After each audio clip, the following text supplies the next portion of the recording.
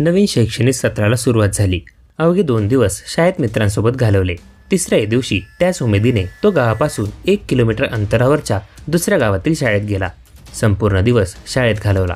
सायंकाळी सुट्टी झाली व गावातीलच एका मित्रासोबत एकाच सायकलवर बसून गावाकडे निघाला। गावालगत पोहोचला खरा, पण नियतीला काही वेगळेच मान्य होते, कारण पुढे जे घडले ते भयानक होते। काय आहे नेमका प्रकार ते जाणून घेण्यापूर्वी चॅनलला सबस्क्राईब करायला विसरू नका।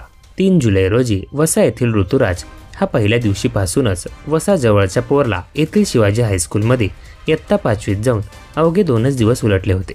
गप्पा गोष्टीत शाळेचा तिसरा दिवसही संपला। सायंकाळी सुट्टी झाल्यानंतर एका मित्रासोबत तो स्वतः सायकल चालवत गावाकडे निघाला। पोरलापासून अवघ्या 1 किलोमीटर अंतरावर गडचिरोली आरमोरी राष्ट्रीय महामार्गावर त्याचे गाव होते।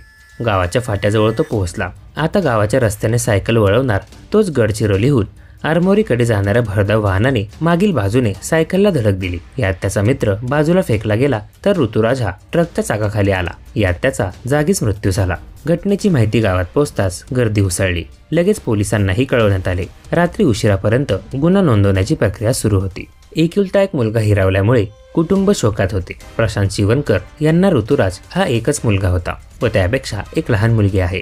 आपल्या मुलाला ट्रकने चिरडल्याची माहिती होताच शिवनकर कुटुंब शोकसागरात बुडाले। एकुलत्या एक मुलाच्या जाण्याने नातेवाईकांच्याही अश्रूंचा बांध फुटला।